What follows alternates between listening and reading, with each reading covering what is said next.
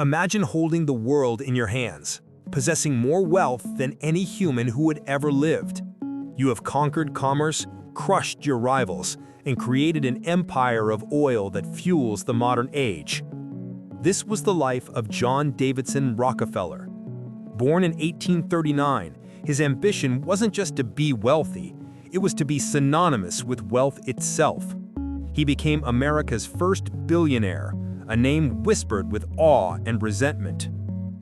Every calculation he made, every relationship he cultivated, every business move he orchestrated was designed for one purpose: absolute financial domination. He succeeded beyond imagination. When he died, his fortune would be worth an estimated $340 billion in today's dollars.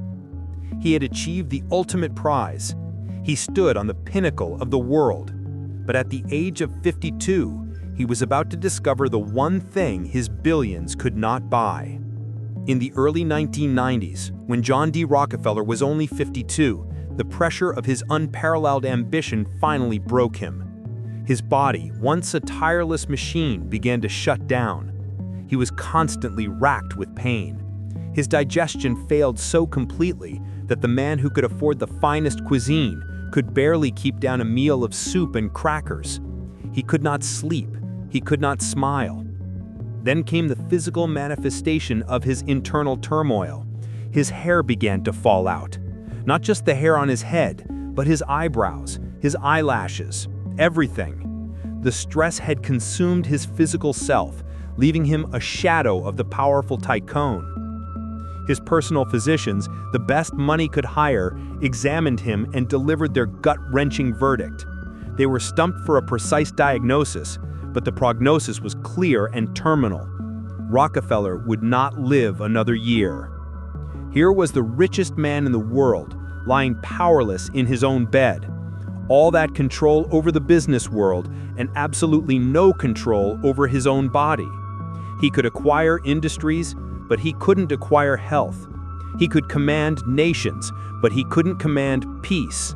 The money was a useless pile of paper. That year, predicted to be his last, crawled by in agony. He was forced to confront the absolute reality of his mortality. His entire life had been spent on accumulation, on the relentless pursuit of more. Now, more meant nothing. Then one morning, something profound shifted. He awoke with a clarity he hadn't experienced in decades. A simple, undeniable truth settled over him, cutting through the smog of his lifelong obsession. He wasn't going to be able to take any of it with him. Not $1, not one property, not one share of Standard Oil. When the end came, and the doctors assured him it would be soon, all of it would stay behind. He realized his pursuit of wealth had cost him his life. That realization led to the decision that would redefine his life and create a legacy far greater than his oil monopoly. He called in his lawyers, his accountants, and his trusted advisors. He informed them he was making a radical change of direction. He wanted to systematically give his money away to research institutions, to hospitals, to public health, and to humanitarian causes. It was an act of survival, a desperate final attempt to find meaning before death claimed him. In 1913, following a period of groundwork, he formally established the Rockefeller Foundation, dedicating vast, unprecedented sums to improving human welfare around the world. Here is the most astonishing, almost unbelievable part of this true story. As Rockefeller began the profound process of giving his wealth away, not just signing checks, but engaging in the process with genuine intention and a surprising joy, his health began to return. His body, which had been shutting down due to relentless stress and anxiety, started to heal. The psychological weight that was killing him began to lift. He started sleeping again. He started eating normally again. Most importantly, he started smiling again. He was living again. The richest man in the world had been handed a death sentence, but he found the antidote not in any medicine his money could buy, but in the radical act of letting go. He discovered the healing power of generosity.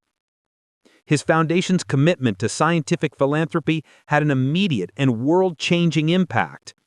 The foundation went on to fund some of the most critical medical breakthroughs in history.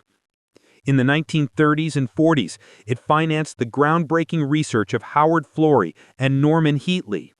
Their work led to the mass production and use of penicillin, the miracle drug that saved countless lives during World War II and revolutionized modern medicine forever. The doctors had said John D. Rockefeller would die at 53. He defied that prediction and lived to the remarkable age of 97 years old. He turned a one-year death sentence into 4 more decades of life. These decades were not spent accumulating, but giving away. He spent the last half of his life distributing his immense wealth, becoming the architect of modern strategic philanthropy. He realized that controlling 90% of an industry did not give him control over his own mortality, but he could control his legacy. He transformed his fortune from a private burden into a public benefit, saving millions of lives through his foundations. The man who had once measured his worth in dollars learned to measure it in impact. He once wrote, "My life has been one long happy holiday since then, full of work and play. I let go of my worries along the road, and God was wonderful to me every day." The story of John D. Rockefeller is a profound testament to an eternal truth. In the frantic pursuit of material wealth, he nearly paid the ultimate price. His escape from death was not achieved by purchasing a cure, but by changing his inner world. He discovered a wealth far more valuable than his billions, the peace that comes from letting go, and the quiet, miraculous healing power of generosity. We all chase success, but Rockefeller's life reminds us to ask a difficult question. What is the true cost of what you are accumulating? What good is all the success in the world if you are too sick, too stressed, or too consumed to enjoy the life you've built? John D. Rockefeller couldn't take his fortune with him, but what he gave away, the research, the cures, the opportunity, that outlived him by generations. He didn't just survive his death sentence, he transformed his legacy into a source of life for millions. If this story inspired you, hit the like button. What is the most important lesson you learned from Rockefeller's transformation? Let us know in the comments below.